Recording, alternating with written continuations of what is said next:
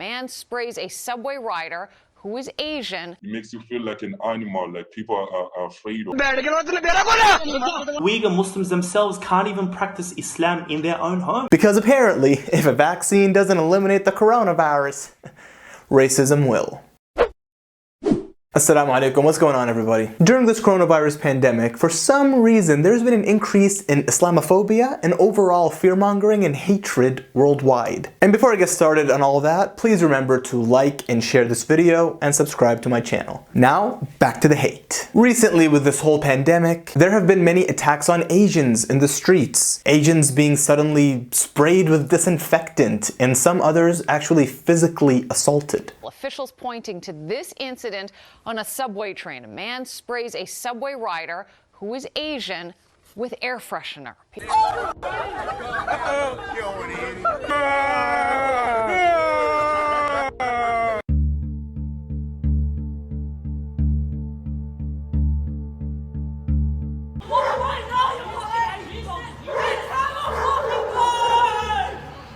Yelling at an Asian subway rider before spraying him with Febreze. Because apparently, if a vaccine doesn't eliminate the coronavirus, racism will. On the other hand, black people have been discriminated against in China. Yeah, China, for, get this, harboring the coronavirus. What?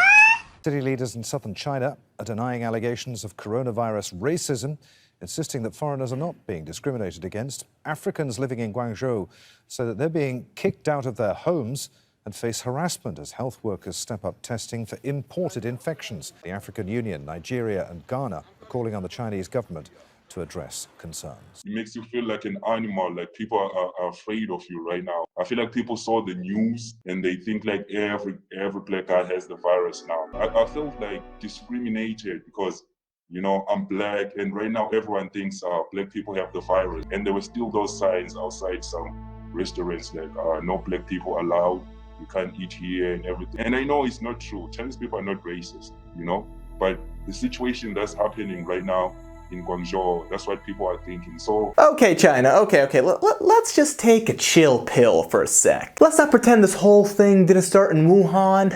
So like, if you can like, at the very least, just not be racist. We don't ask for much. I recommend lay low for a year or two until the heat cools off. And of course, there's also been a spike in Islamophobia. In India, the BJP government and Hindu extremist mobs are calling this whole pandemic the Corona Jihad. Yeah, very creative, India, very creative. 10 points for creativity.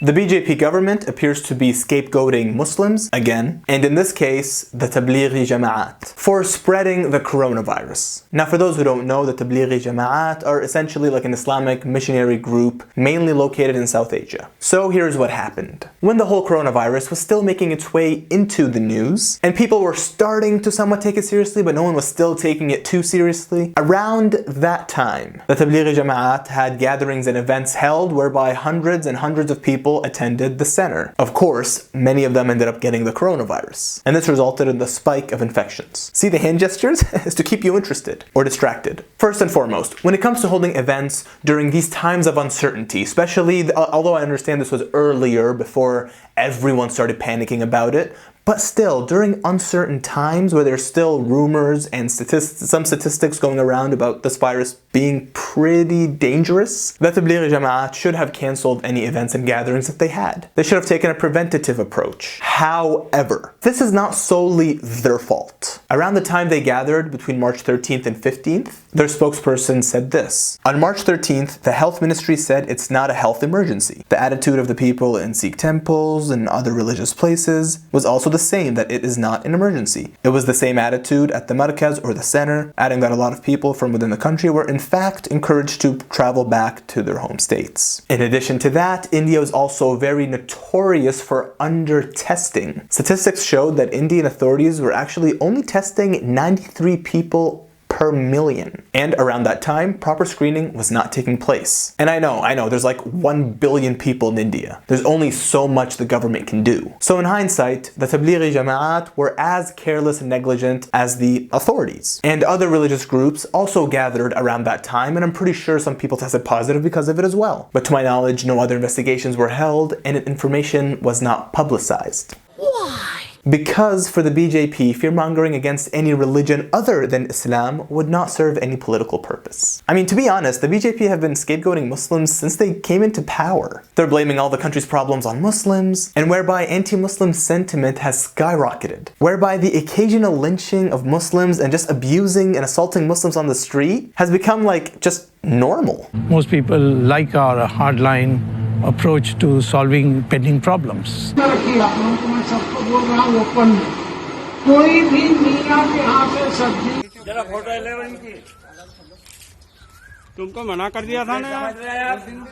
Surely by leaving out Muslims and including every other religion in this bill. No, but in this act, this is rolling back India's secular democratic core. The act cannot be faulted for that. We have completed the job.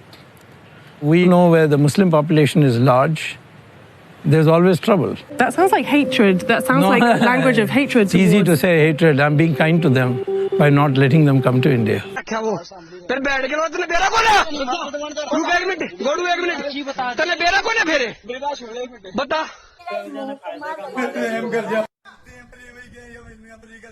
चंदा सब्जी बेचने कहाँ गए थे लखीमपुर बरखड़ुआ में ಏನಕ್ಕೆ ಹಿಂದೂಗಳು ಏರ್ದಲ್ಲಿ ನೀವು ಯಾಕೆ ಮೊನ್ನೆ ಆಶಾ ಕಾರ್ಯಕರ್ತರು ಹೊಡೆದಾಗ ನಿಮ್ ಜಮೀರ್ ಏನಂದ ನಿಮ್ಗೆ ಯಾರು ಪರ್ಮಿಷನ್ ಕೊಟ್ಟಿದ್ದು ಮುಸ್ಲಿಮರು ಏರಕ್ಕೆ ಅಂದ ನಿನಗೆ ಯಾವ ಹಿಂದೂ ಹೇಳ ನಮ್ಮ ಹಿಂದೂಗಳು ಏರಕ್ಕೆ ಬರಕ್ಕೆ ನೀವು ಮುಸ್ಲಿಂ ಅವನಿಗೆ Article 14 of the Indian Constitution guarantees the right to equality, as you know, for all persons living in India.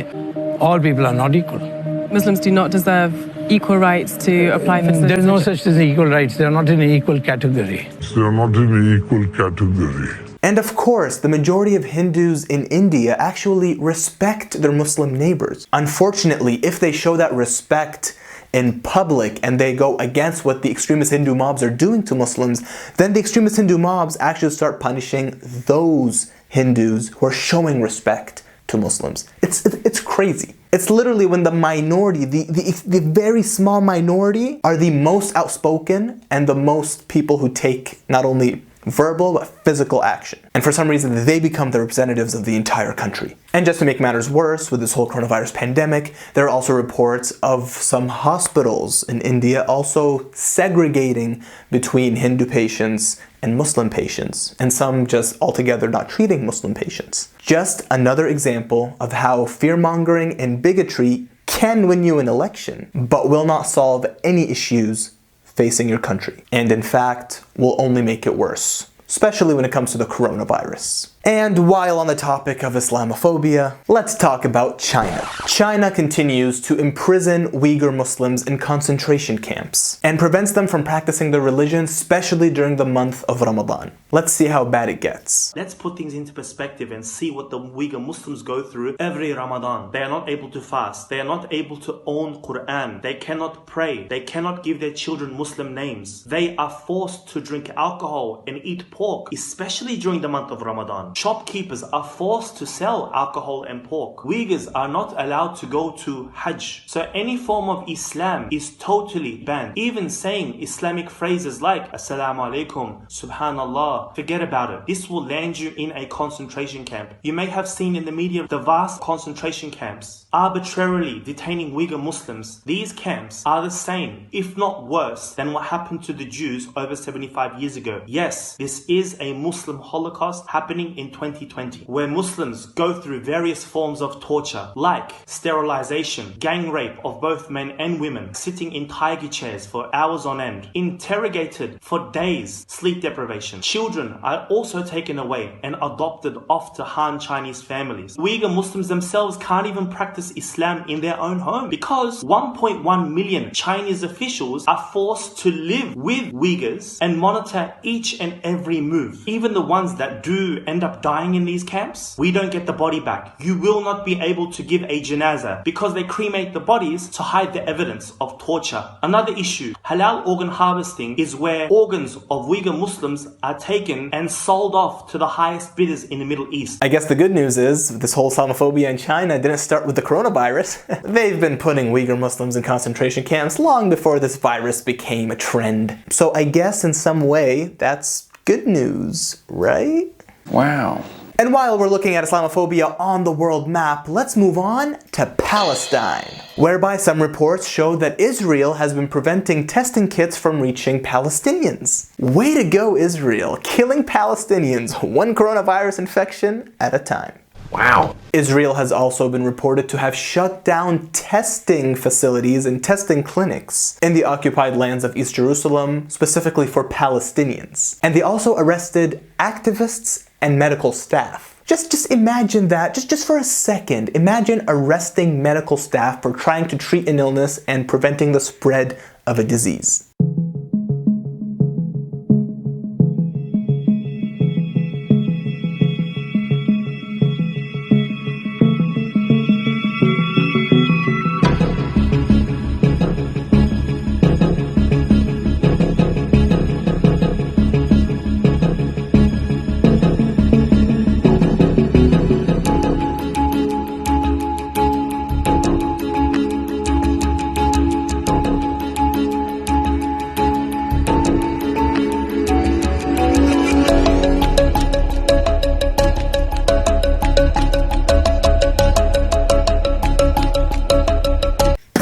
Yeah, I got nothing. And just in case that wasn't enough, or as Palestinians would say, نزيد الطين بلة, Israeli soldiers have also been caught on camera spitting on vehicles owned by Palestinians in an attempt to spread the coronavirus.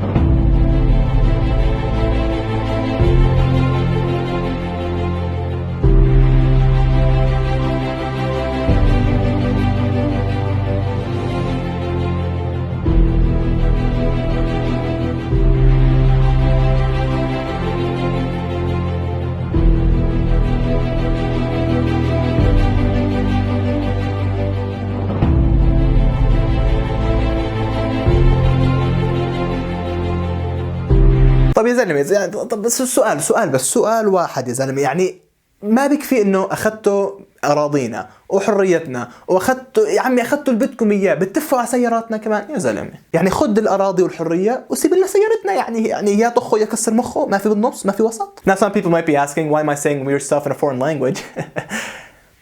It's a message. And if you are wondering, why are Israeli soldiers walking around Palestinian homes in the middle of the night? Well, it's just to perform their good old-fashioned night raids of Palestinian homes. What else do you do in your evenings? And thankfully, the next day, Palestinians woke up, knew what was happening, because, you know, camera footage, and they actually started going around and spraying their vehicles with disinfectant, showing that no matter what you do to Palestinians, they will always find time to clean. Now, with all this doom and gloom, there actually is some good news. In the United States and some other countries as well, some cities have actually allowed the live broadcast of the adhan, or the Islamic call to prayer, during the month of Ramadan. Allahu Akbar, Allahu Akbar.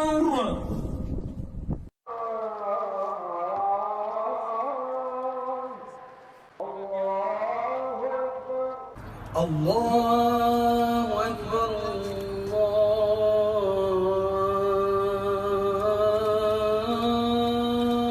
Allahu Akbar, Allahu Akbar,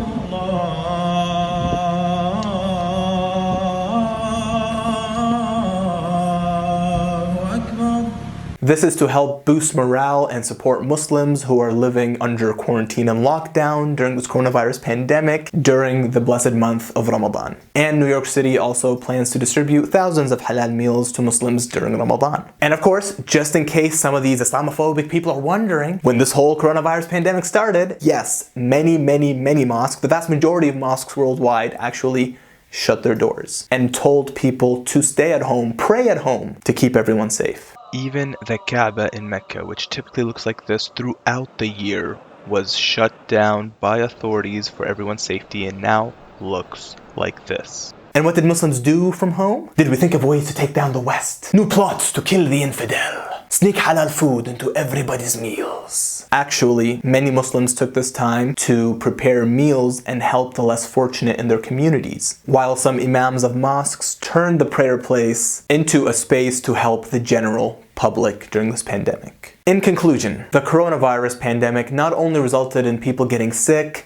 loss of life, loss of jobs, economic decline, but also showed that regardless of what's happening around the world, humans will still, for some reason, find some time to hate. Yet, while one person is doing an act of hate, another person is doing an act of kindness to restore our faith in humanity. Thank you very much for watching. I hope you found this video informative and entertaining. If you did, please like and share this video. If you didn't, that's unfortunate, but still subscribe to my channel. I'm that Muslim guy, and until next time, Assalamu alaikum. Peace be with you.